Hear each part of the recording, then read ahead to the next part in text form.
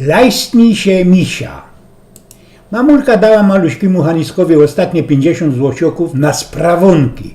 Do geltaku było jeszcze jakieś 2 tydnie i rzekła: Hanysku, możesz kupić chleb, margarina, konsekejzy, reszt możesz przynieść wesołości nazad. Hanysek poszedł do sklepu, ale po drodze spodobał mu się pliszowy misiek za całkę 50 złocioków. Sprawił się tego miśka i gzuje ku chałupie. Hej, ci go ino mamulka ujrzała ze tym miśkiem, kozała mu w te pędy puńszkańsik i skalić tego łożliwego miśka. Hanysek długo nie medykował, ino poszedł do jej sąsiadki, by skalić tego misia. Wlazuje do jej pomieszkania, a ta sąsiadka leży w prykolu za jakimś absztyfikantem. Łoros klupanie do drzwi, sąsiadka wcisko tego frnisa do kupy ze Hanyskiem do szranku.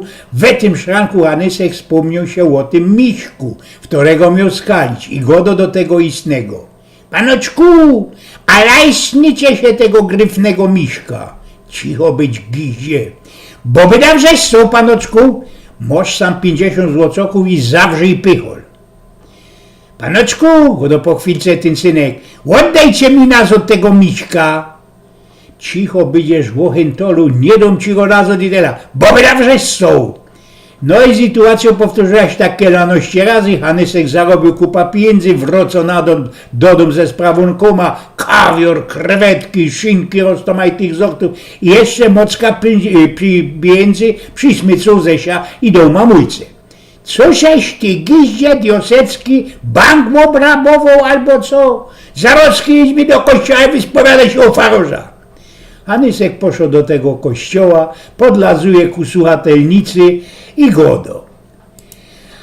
I wiedzą mu nie przebiedny, przyszedł sam tutaj z kuli tego miśka. A na to ten ze słuchatelnicy głos: spierdalaj, synek, ja już blank nie mam pieniędzy. Ojgien z Pnioków.